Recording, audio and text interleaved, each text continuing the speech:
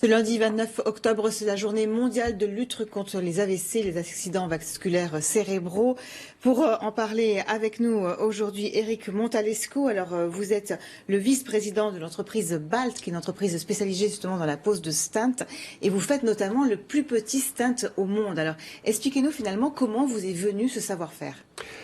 Alors BALT, c'est une société qui a plus de 40 ans d'existence et en 1977 a été créée par un inventeur de génie, un ingénieur, Léopold Plowecki, qui a su développer des machines pour fabriquer les stents que l'on va insérer dans les artères de plus en plus petits et les cathéters qui vont nous permettre d'accéder jusqu'au cerveau et jusqu'aux maladies neurovasculaires. C'est ça, parce qu'on connaît bien finalement les stents qu'on met dans le cœur, mais moins ceux qu'on met dans le cerveau. Ils sont beaucoup plus petits, c'est ça? Alors effectivement, ici, regardez, j'ai deux stents. Un stent, je ne sais pas si on le voit à la caméra, mais un stent ici qu'on va insérer dans une carotide, et ici le plus petit stent du monde qui a été lancé cette année par BALT, qui fait 2,25 mm de diamètre.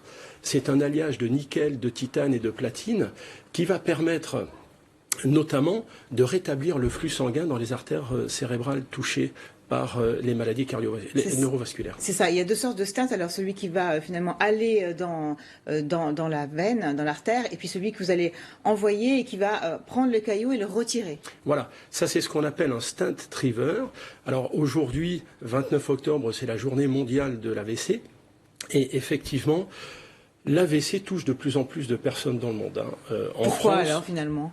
Alors, pour des raisons d'hygiène alimentaire, de problèmes de santé. On fume trop, on mange trop, on boit trop, c'est ça? Exactement, on fume trop, le cholestérol est de plus en plus élevé, la pression artérielle est de plus en plus importante. Le stress aussi le stress de la vie quotidienne. Et aujourd'hui, plus de 150 000 personnes en France sont touchées par un AVC chaque année. Malheureusement, 40 000 décès, 30 000 paralysies. C'est une pathologie en plein développement que l'on va traiter avec ce genre de matériel. Il faut traiter extrêmement vite. Alors si on a un AVC, il faut rapidement, on le sait, hein, la question de temps est primordiale, pouvoir se faire emmener et puis pouvoir subir ces gestes chirurgicaux. Alors d'ailleurs pas chirurgicaux parce que c'est pas invasif. Hein. Vous ouvrez pas, vous passez par l'aine et vous remontez jusqu'au cerveau. C'est incroyable ça. Alors on n'ouvre pas, c'est pas de la chirurgie ouverte. On va passer par l'artère fémorale et grâce à ces cathéters de plus en plus fins, de plus en plus petits, on va pouvoir naviguer jusqu'au cerveau pour pouvoir traiter la pathologie. Il faut traiter cette pathologie le plus rapidement possible. La neuroradiologie. Hein. La neuroradiologie, mais la pathologie précisément de l'AVC, dans les 4 heures et jusque dans les 24 heures, grâce à ce traitement mécanique, on va pouvoir aller jusqu'au caillot qui bouche l'artère et avec ce stent triver, retirer le caillot pour permettre à nouveau une irrigation de l'ensemble du cerveau. Alors évidemment, on est très fiers que ce soit une société française donc, qui soit aujourd'hui parmi ces leaders mondiaux. Comment c'est possible? Est-ce qu'on arrive facilement à rester concurrentiel? Comment vous avez fait justement?